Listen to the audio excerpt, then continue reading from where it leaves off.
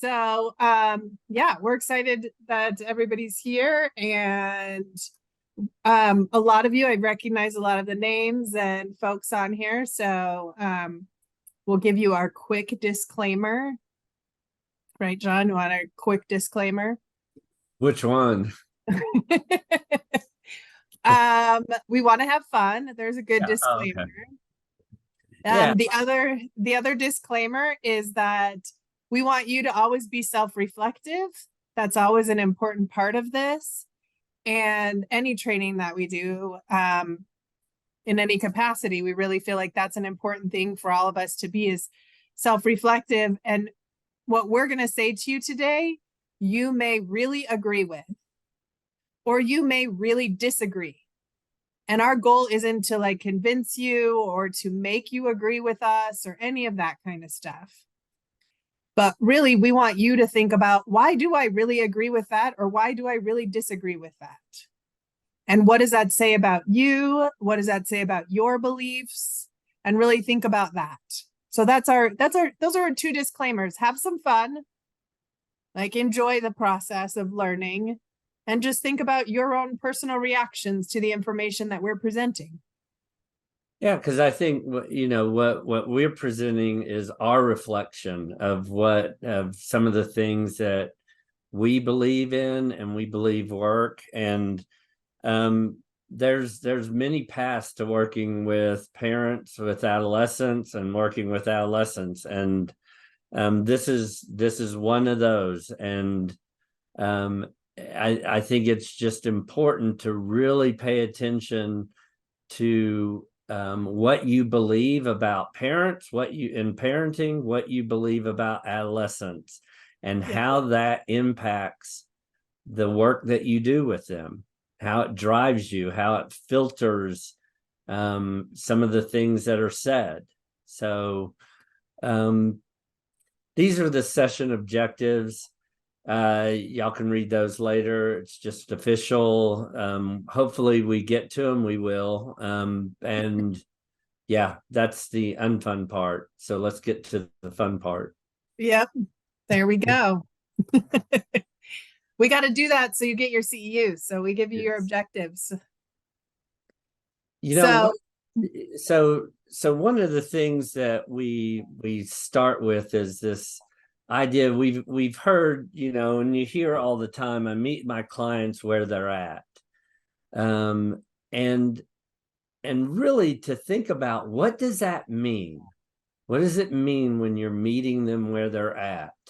And so that one definition of meeting a client where they're at is that puts the burden on you to be cooperative with the people you're working with. And I think that's an important thing to think about, because meeting them where they're at isn't just allowing for them to say something so that you can eventually reject it and move to something else. It's, how do you cooperate with the people that you work with? Yeah. And that's to me a place that there's plenty of clinicians out there that don't necessarily think in those terms. But when we talk about parenting and when we talk about adolescents, to think about, how do you cooperate with those folks that are in front of you? Yeah.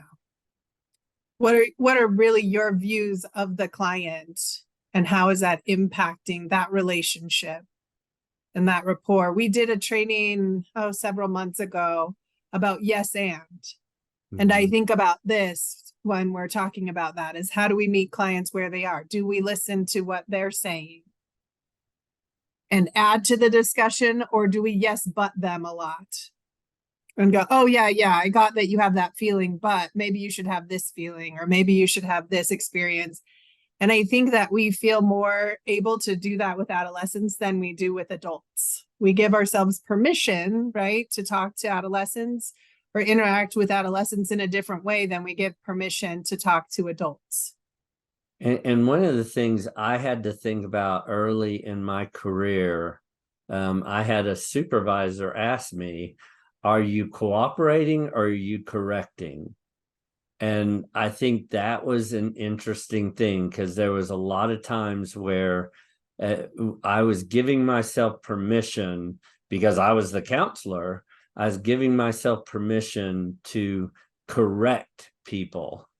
And I was correcting them into to my views, quite honestly.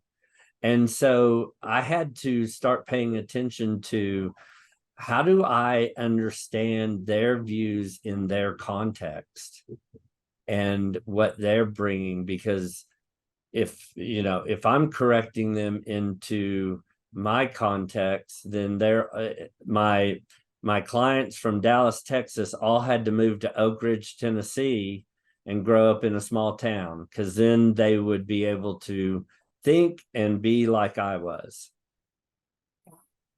And we talk about this because, and I always like to bring up these 6 guiding principles of trauma-informed care. And we won't go into all of them. And if you ever want more, we can always do something more on these. But really, the idea of peer support and empowerment, voice, and choice is really what we're talking about today. So peer support is the idea that our clients can be experts in their own lives, and they're experts in their experience. And so it's really looking at them and saying, what can we learn from them to help them through their treatment process as well? And that's a trauma-informed care principle. And then empowerment, voice, and choice is, can we look at our clients' strengths?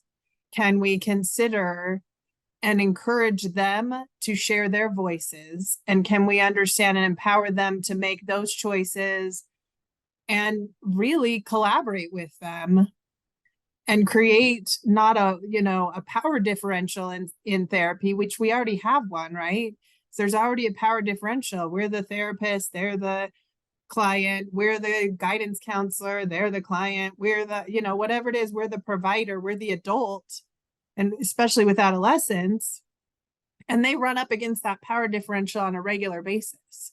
So to provide some psychological safety and to build trust in a therapeutic relationship, it does require some collaboration, mutuality, and thus cooperation. So these are those 6 guiding principles. So we talk about that. That's kind of the basis of our thought process as well, is utilizing these principles. And by the way, you can use chat if there's any questions, or if anybody wants to raise their hand or anything like that. We are open to that as well.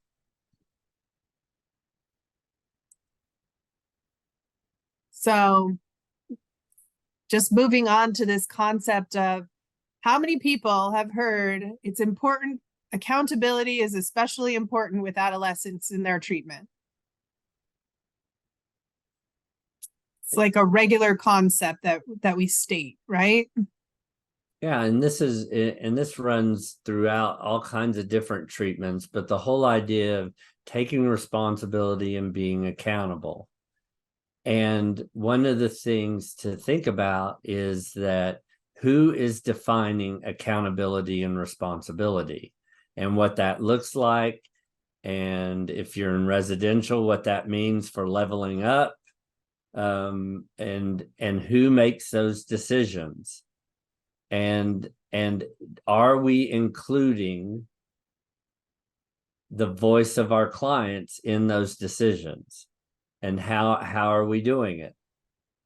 And one of the things to think about with adolescents, and we'll talk about the themes, but one of the things to think about is, no matter what license you have, no matter if you're doing school counseling or if you're a teacher, we've all had an individual developmental course. Mm-hmm. And what we know, but we don't think about, is adolescence, a normal adolescence, is part of what they are doing developmentally is searching for their independence. Yeah. And so when we create hierarchical structures and hierarchical relationships with an adolescent, we are going against their developmental place in the world.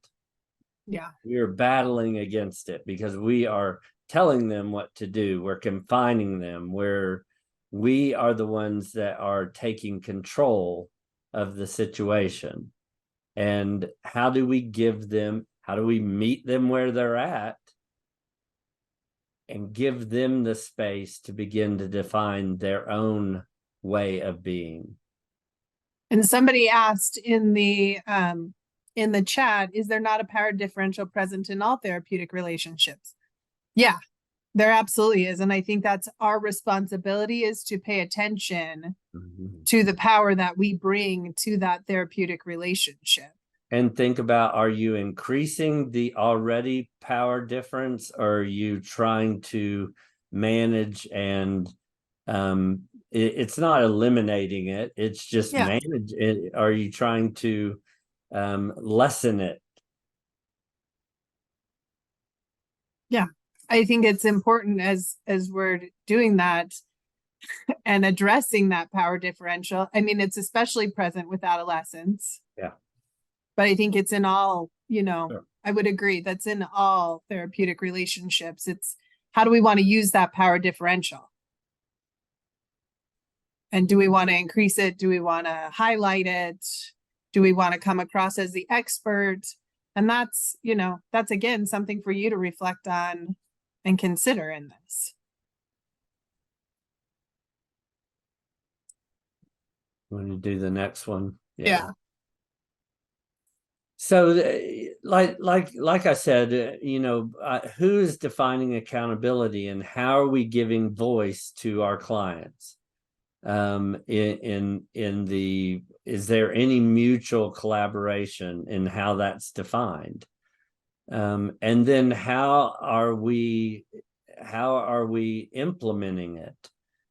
Because I think it's important to think about, all right, I'm going to teach these kids how to be this, or how to show responsibility, or how to be accountable. And I think there's a lot of permissions that we give ourselves to teach people the way they should be and to direct them. And I'm not saying it's wrong. I'm just saying that I think it's important to pay attention to that, because as soon as I become a teacher to my clients, I'm increasing the hierarchy that's already in place, because that makes me the one that knows better. Mm-hmm. And by the way, adolescents are really good at playing that game, because they have adults trying to teach them things all the time. They have parents trying to show them what's best. And so adolescents know how to play that game. It's not an unusual conversation for them. And they know how to enter into those conversations, and in many different ways. And if they want to irritate you, they know how to enter into the conversation that way, for sure. Yeah, they're the masters at that. And that's really what we believe that holding people accountable is very important. It's how you hold people accountable determines whether or not you're going to get that pushback, or you're going to get some cooperation, or you're going to be viewed as cooperative or not. Right. And so we talk about all of that because we're really looking at, okay, parents and adults, we are more outcome oriented. That's our whole theme. What do we want as adults? Jennifer, Tina asked, how do we have parents? This is it. We're about to do it, is because this is one of the steps is I think that's important to talk to parents about. It's important. We think it's important to talk to counselors about. Is how the difference between how adults enter an interaction and how adolescents enter an interaction. Sorry to interrupt, Jennifer. No, that's good. I'm glad you saw the chat, because Tina's getting us right there. Yep. So essentially, as adults, we want things to happen. So, John, you better take out the trash. But I took it out last time. Yeah, well, I still need you to take out the trash. Like the trash needs to go out. You need to take out the trash. But you always ask me. I mean, uh, Heather didn't take out the trash. You asked me the last two times, and you never ask Heather. Yeah, whatever. Heather's busy. You're going to take out the trash. Yeah, whatever myself. I'm not taking out the trash. I took it out. It's not fair. Yeah. Well, I'm going to still, you need to take out the trash, damn it. Like you're taking out the trash. I'd like to see you make me take out the trash. I'd like to see it. Anyone ever have an interaction like this? We could go on like this for a long time.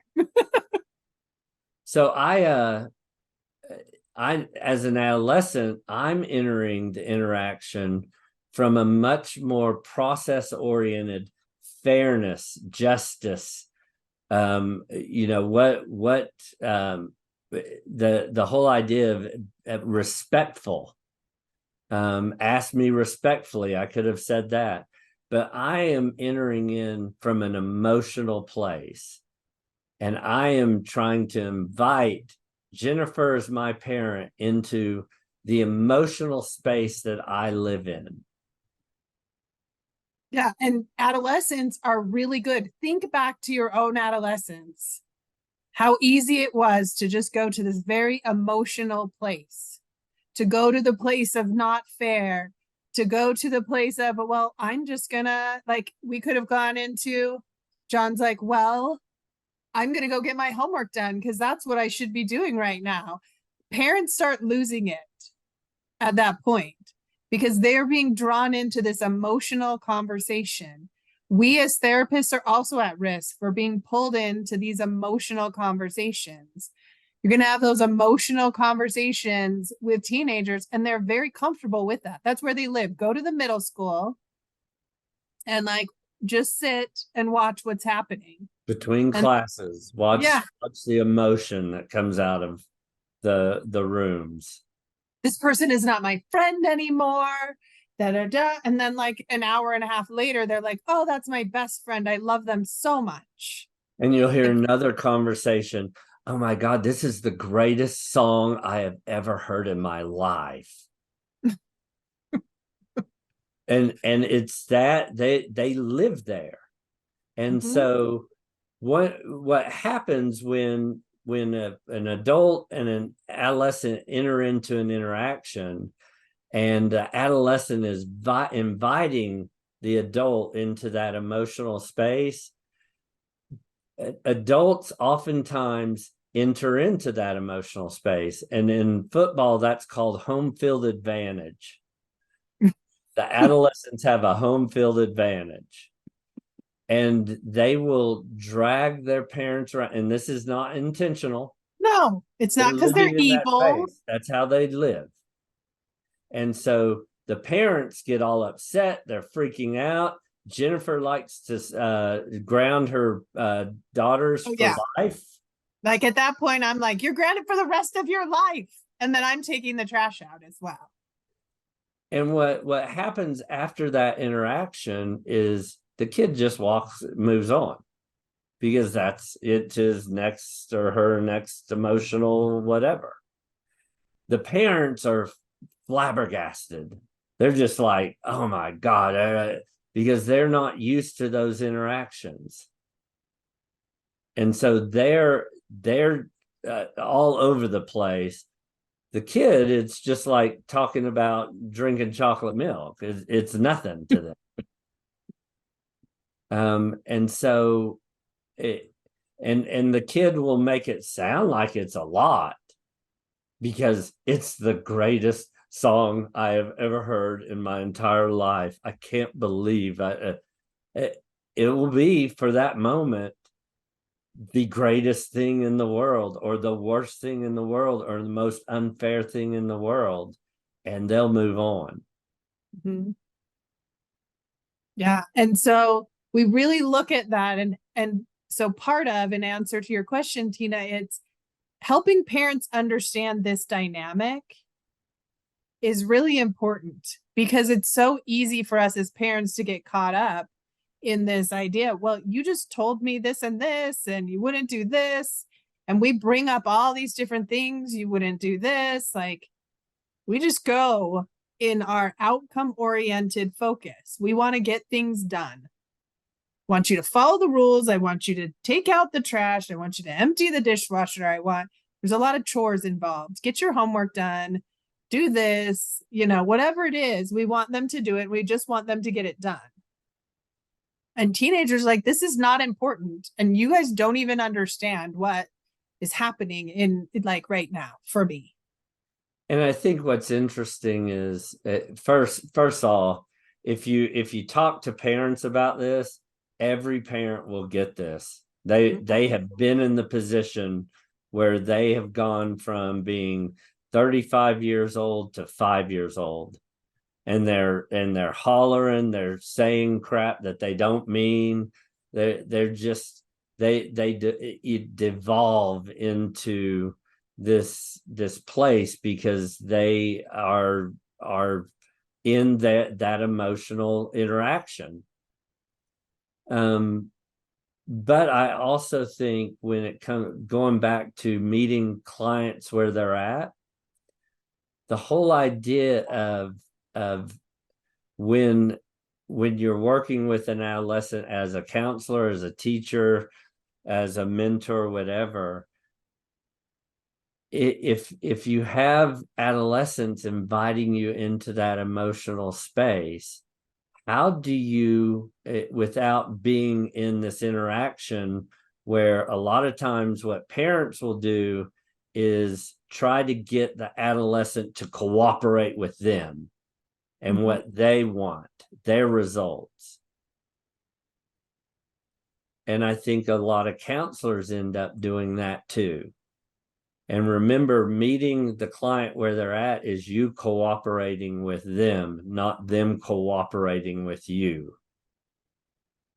Yeah, we want to enter into their space versus forcing them to join our outcome-oriented space.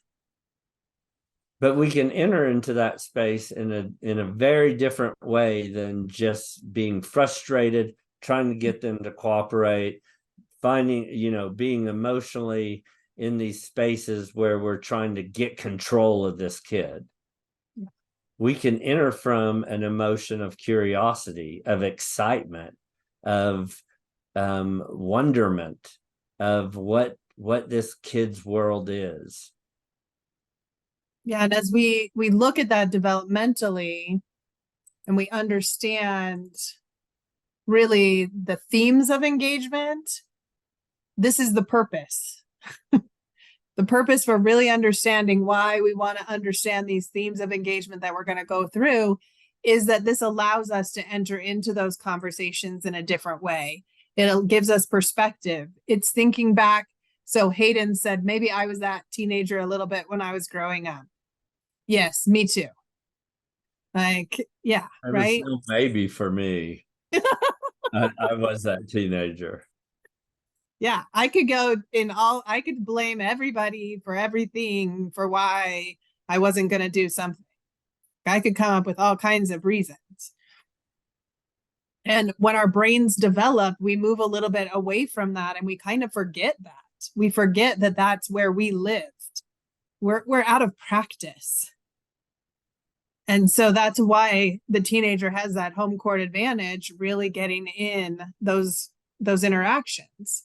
So as we talk about these themes of engagement, you ready, John? Well, just the purpose. I had a professor named Bud Littlefield that used to say, people, what that's about ain't what that's about. And so one of the purpose of understanding the themes of adolescence and the themes of engagement is because what an adolescent says is not necessarily about the content of what they're saying. what they're saying is about one of these themes that they live in. And so we can take a look at the themes and then get some content of what an adolescent says and what the theme is. Yeah. So we have 6 adolescent themes of engagement, and this comes from a guy named Alan Jenkins. And so we'll go through these, and we've kind of grouped them into 2 different slides that are similar, right? So we think about what do we really want in adolescence? What's developmentally what adolescents are looking for? You can put it in the chat. What do we know that they want? What do we remember that we wanted?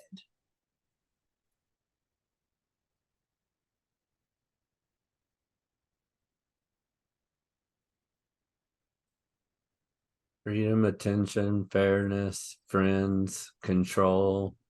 Control. Yeah. And really, you know, you guys are looking at, here we are, they want independence, right? They want that freedom to be an adult. They haven't figured out that being adult isn't like as easy as they think it is, right? So they haven't figured that part out completely. But yeah, they want to be an adult. They want to make their own choices. And so when they're getting into those emotional places, those arguments are very much, those comments that they make are very much about these themes of engagement. But they will not say, Tina, I desire independence. They won't say that. They'll say, leave me the F alone. And I'm not going to take out the trash and make me take out the trash. Yeah, make me do it. I'd like to see you try. Yeah. I ain't doing that. Whatever. All of those really are this desire for independence and self-supervision, right? That's what they want. And it's a developmentally appropriate place for them to be. So like, all of those where we things, expect it. Yeah. So all of those things that you hear from adolescents, like leave me the F alone, you know, adults and speaking of parents, they get caught up in that. They get caught up in that phrase or that word that they used. And it's disrespectful to parents and all of those things. What that's about ain't what that's about. What they are saying is they want independence. How they're saying it is the invitation into their emotional places. Yeah. So, I mean, really, when you look at these themes, it's about maturity. They want to grow up. They want self-control. It's all the things that you guys have written in the chat. What other ways have you seen adolescents voice this desire for independence? Yeah. Let me do it by myself. God. Don't tell me what to do. Don't tell me. I very frequently will tell my daughter, hey, it's time to get ready, like get ready for bed. It's getting late. She's 13 and she's like, I know when it's time. I know how. You don't need to tell me. Yeah. Somebody put sneaking out. Absolutely. They're like, I'm going to do this. I can make my own decisions. Leave me alone. What's wrong with you? Yeah. There's a lot of those interactions. Now, do we have to like this? See, Tina, you and I, we're like right on the same wavelength right there. I love that. Tina, Tina, I just read that as I can't ignore this behavior. It irritates the crap out of me. Right? Of course, these behaviors, like saying to people walking around, them saying, leave me the F alone, sneaking out, all of those things We're not advocating for them to do any of that. And we don't have to enjoy that behavior. We really don't. It's figuring out how are we going to talk about that and how do we look at it as parents as what it is versus engaged in the content of this whole interaction. So it's really looking at, okay, what are they trying to say? Oh, here's some other good ones. What are they really trying to tell us with their behaviors? And it comes back to, that's why we talk about accountability in the beginning. How do we hold these individuals accountable? How do we get connected to these teens, hold them accountable because they're using, parents are bringing teenager to therapy for their weed and alcohol misuse, right? So we're saying all of these things are them developmentally telling us, I want independence. Yeah, and Brooke, I'd be interested what the parents are trying. Yeah. That's the first place I wouldn't want to repeat anything that they're doing if it's not working. So I'd want to know what they're trying, and I would want to know their theory or hypothesis or their guess as to why this is going on. And I would want to know why they don't like it. I wouldn't ask it in a very snotty way. I would say, what don't you like about this? Yeah. Are they afraid that their kid's going to die? Or are they afraid that people are going to find out and they're going to look stupid in their, in their neighborhood? Or they going to, I mean, there's millions of reasons they may not like what the kid's doing. So I need to know those things from the parents. And then I want to know from the parents, how did they get recruited to believe that they couldn't do something about this or help their kid? Yeah. Yeah, because it starts to develop some understanding, some connection between that parent and that child as well. Like, how do we just sit and understand? It's just as valid to say, why are the parents concerned, right? Why are the parents concerned about this alcohol and weed misuse? Why are they concerned about that? And to ask the adolescent, why do you think they're concerned about this? Because most of the time, they're getting a lecture from the parent, and or they're telling their parents off, and it's turned into this big content battle over things where they're really not discussing emotions. They're not talking about how they feel and the parents' fear. They're not talking about any of those things. It's really just what John and I engaged in earlier, which is stop using drugs. Make me stop using drugs. Fine, I'll make you. I'm going to lock your windows. You're not allowed out. You're not going to go anywhere. You're not doing anything. We're going to take your phone away. Like, it turns into these like battles that are really just power struggles where nobody's talking about what's really happening. They're talking about the battle and the content.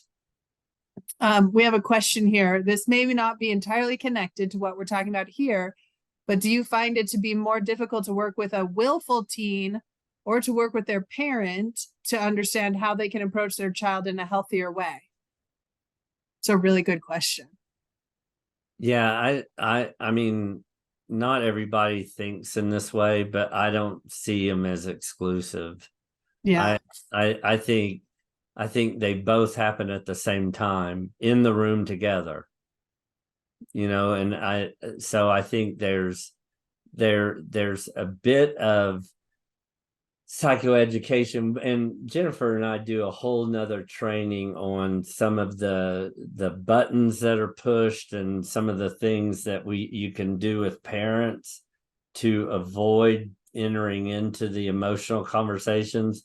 We're not doing that today because we're much more talking about here are the themes and how talking with parents and talking about how do you enter into the interaction, understanding that your kid may say things that are going to push on your buttons, but what are they really saying?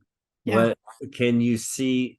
Can you be curious as to what they are really trying to say, and how do you make decisions about how you're going to enter into talking with them about it. Yeah. Because really, I think this question, I mean, we're saying most teens are pretty willful. Yeah. They're seeking independence, you know? They want some guidance, but they want it kind of in the way they want it. They wanted it done in a respectful fashion. They want to be heard. And those are some of the things that you guys put in the chat. They want to be heard. They don't want to be under the total influence of adults, but they want a relationship where they can come and say when they need, when they need some guidance, and they want to know that we're going to be there to give them that guidance. And I think a lot of times when they're all caught up in that, in what you're describing, Hayden, is that they're super caught up in the emotion of what's happening. And we don't want to suggest that you would say to them, look, parents, you just need to ignore these behaviors. That's not even close to what we want to say. It's they're doing this for this reason. And how are you having conversations?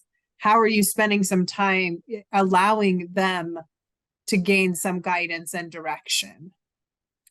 And so somebody said they learn through experience and time how and what buttons they can push and when to stop and when they've gone too far. Absolutely. And I think, in at least for me in my training, a lot of that can be done in the therapy room.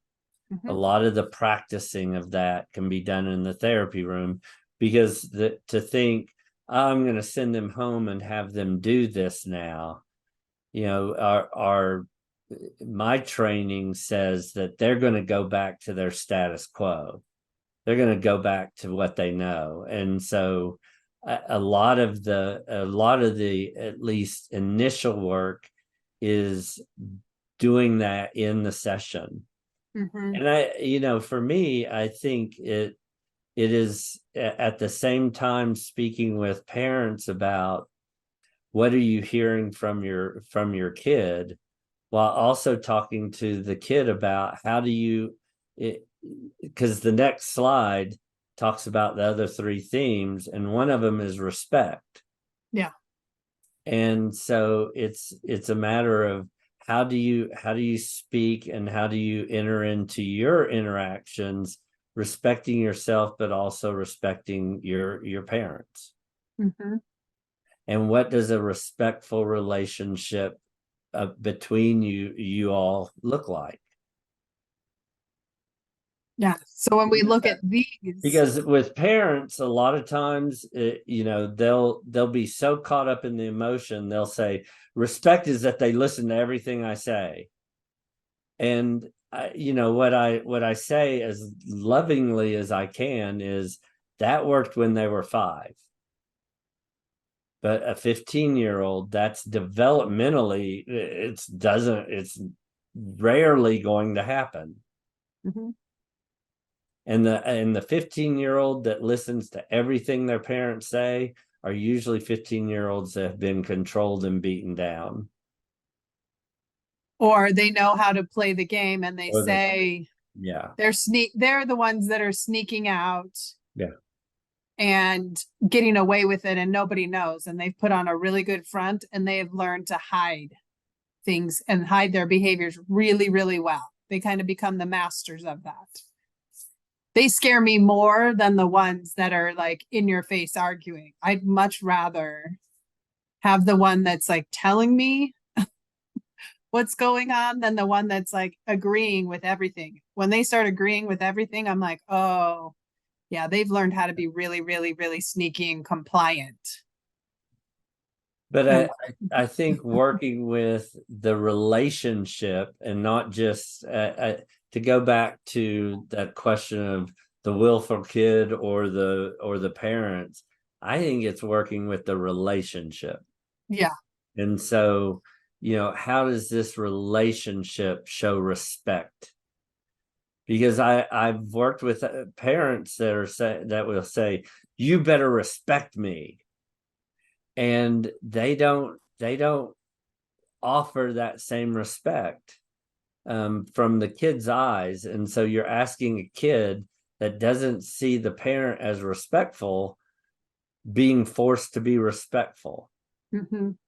And just think of yourself, if I was in a relationship with any one of y'all and I demanded respect from you and I was just disrespectful as hell to you, y'all would probably fight back a little bit. You'd push back. You wouldn't just take it.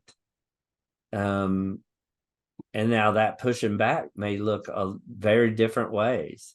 Some of y'all, I can tell, are very passive aggressive. Some of y'all are, I'm joking, by the way.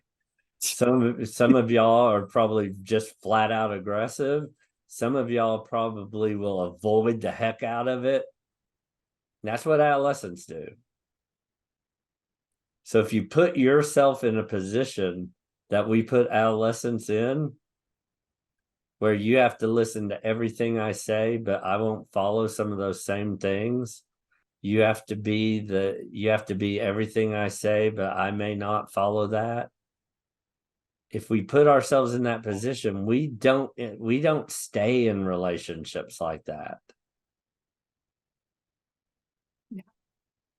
Well, it's interesting, the questions that are coming in.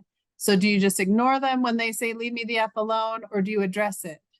And I say, it depends.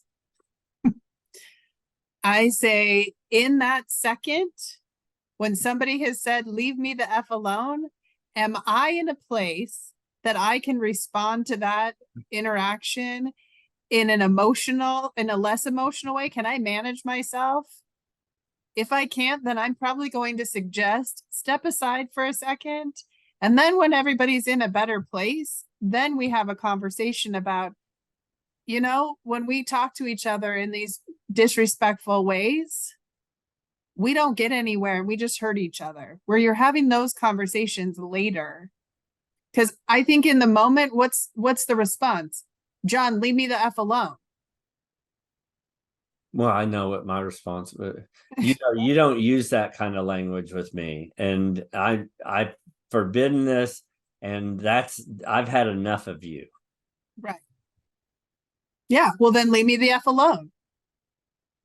But but the thing is, I'm wondering what the question is, because do we respond to that or not? Well, are you responding to the content or are you responding to the theme? And that's what I would ask a parent. Because if you're responding to the content of what is said, you're going to be in an emotional place and you're going to be lecturing. You're going to do all the things that push an adolescent's button. And again, our argument at that point is that you're on their home turf. They can go there with you. And they're probably going to get you amped up even more. And oftentimes what you're responding to, the response is trying to control the kid. Mm-hmm. And which is the exact opposite of the theme of what they're asking. I want my independence. I'm going to control you more. Right. And so then you're in that power struggle. So that's why I say, in that heat of that emotion and that moment, I would say you take a step back and just say, we'll revisit that later. I hear that you want some independence right now. You want to be left alone. We'll come talk about that. Because at the same time, these other themes of engagement are about respect and a desire for respectful relationships and fairness and justice and equity and all of those things. So it goes hand in hand. And so how many of us as adolescents really loved and got a ton out of the lectures that we received from adults? Did we get just tons of information from those that were super valuable? And we're like, man, I wish I could get some more lectures. But that's where we go as parents, is give more lectures. And sometimes even as therapists, we jump in on the lecturing. Yeah, your dad's right. Yeah. What your mom just said, that was really good. That was a good one, Mom. that was a great one, Dad. And the kids looking at us like, you guys are the worst. You're not hearing anything. And we go back to, are we meeting our clients where they are? Yeah. Are we joining in the adult world and just continuing to remind these adolescents, by the way, all the adults, we're going to lecture you. We're going to tell you you're wrong. We're going to hold you, to this level. So it's, how do you talk about the leave me the F alone? And at what point do you talk about that? It's unfair that my parents want me home by 12. And so I think there's invitations that happen where it's a matter of, well, okay, do you, what makes it unfair? And I think there's a lot of times where the idea is to try to convince or control the adolescent. Mm-hmm. And instead of being curious, who do you want to be in the face of unfairness? Allowing it to be unfair, whatever they view as unfair, allowing it to be unfair, and being curious about it. Allowing it to be unfair doesn't mean you agree that it's unfair. Mm-hmm. That's the yes and, by the way, but it's the whole idea of, can I meet them? Can I cooperate and meet them where they're at and be curious about it? Right. But be curious in a way that places them in a position. If I love asking adolescents, who do you want to be in the face of this? Because that shows respect, and it shows that I'm giving them the independence to define themselves. Yeah. We have another question in the chat, and make note too that Joseph put the evaluation in there and the code word, and you need both of those for your CEUs. So, but we have a question of, how does the concept of abuse enter the equation of the treatment plan approach? And so, I mean, I guess I want more information about this question. And what you're talking about, if this is an abusive situation in a family, and how does that enter into the equation of all of this? I think that if that's kind of the question, it's, do we want to hear our client's version, our adolescent client's version of events? Do we want to hear them talk about what's happening in their homes? Yeah. And how are we going to get that information? How are you going to even hear if there is abuse going on in the home? The way we really hear it is we're sitting with them and we're curious and we're asking those questions. I think that's, that would be my initial. And then she's saying, if there is abuse in the relationship, the child may withdraw and tend to violence. Absolutely. So I think that comes back to that curiosity and really understanding. And as you're understanding these themes of engagement, what they're looking for is that respect. They want the respectful relationships. They want that independence. They want to be able to grow up and make some decisions for themselves. They're not like, I want to be a wild and crazy, person and make horrible decisions with my future and flush it down the toilet. They're really like exploring. Dan Siegel talks about they're looking for their zest for life, right? But I think as counselors, we need to ask ourselves, what is my comfort level if they said, I want to be wild and crazy and throw away my life? What's our comfort level with staying curious about that? Can you ask, how did you come to this decision? And what do you do to be that? Yeah. And stay curious with it, because the invitations are invitations for you to act like every other adult that they know. And every other adult, if they heard that, not every other, but most other adults that hear that go into a control mode. I want to control this person. I want to, and usually when we try to control, and I, sorry to say it that way, but it's I don't want them to be that way, so I'm going to try to talk them out of it. That's control. I'm going to try to show them why that's a dumb idea. That's control. I'm going to try to not have them be that way. That's control. And adults oftentimes when they can't control things, will try to control them harder. They'll try to they'll amp up their power. And that's the importance, I think, for us as counselors to think about. There is already a hierarchical relationship. If we're trying to control an adolescent's behavior, we're amping up that hierarchy. We're amping up that power. Well, and I know we've got some people leaving and we've just got a couple minutes left. And I think Doran Williams said something really, really powerful in the chat. Said, we need to remember that the parents and the teenager are both our clients. We need to engage the relationship with both parties. And I think that's really significant. And it's looking at, and I could take that different ways, right? That statement could be taken in very different ways, that we're only looking at the teenager or we're only looking at the parents. And that's true depending on who we are and the focus that we have. So as therapists, what are we doing? Who are we drawn to? Who are we leaning towards? Are we leaning towards siding with an adolescent? Are we leaning towards siding with a parent? Mm-hmm. Or are we leaning in and focused on the relationship between those parents and kids and how you have the relationship with both parties? How can you be on the advocate for the relationship versus for either side?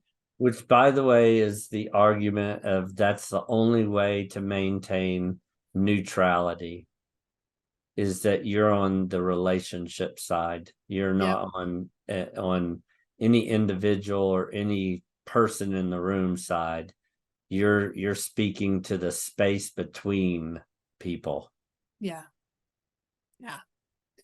And so, and so when it comes to fairness, like justice and equity, it's asking the space between, how does this relationship demonstrate fairness?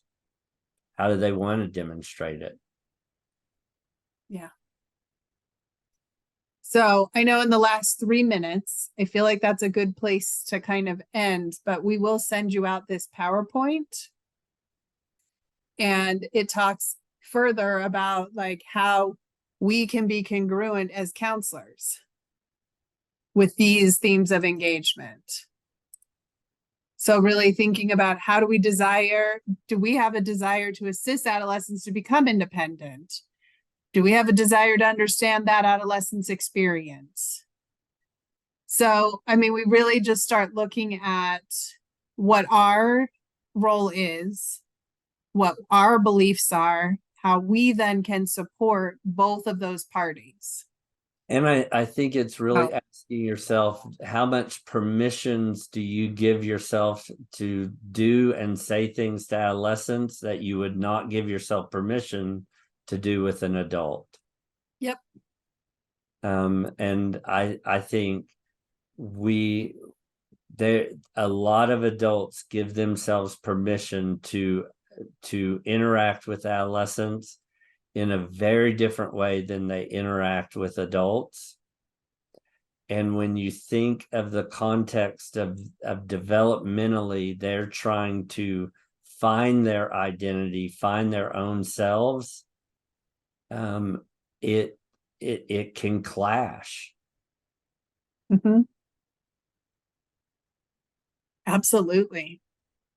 And so as a counselor, to think about, how am I staying in a space that maintains an interaction that I would want to have with other people, and that I'm doing with other people. Yeah. Okay, any other thoughts? Anything else in our last 1 minute? Joseph, anything you want to make sure everybody hears? No, really just kind of reiterating what we said earlier. If you're having an issue with the evaluation link, please email me. I know it's working. I've seen a few responses coming already, so it should be working. But I will preface that with, if you are at Intermountain, I know that their firewall for a fact has issues with any Google Forms or Google Documents. So if you're at Intermountain, there's a good chance that if you're not forwarding that link to another email or accessing it from a different Wi-Fi or hotspot, then you'll probably run into issues. So just email me. I'm happy to forward it to a different email address or work with you if you have any issues and you need help working around. But yeah, thank you guys for your time. This has been wonderful. We're getting a lot of good feedback already, just even in the chat.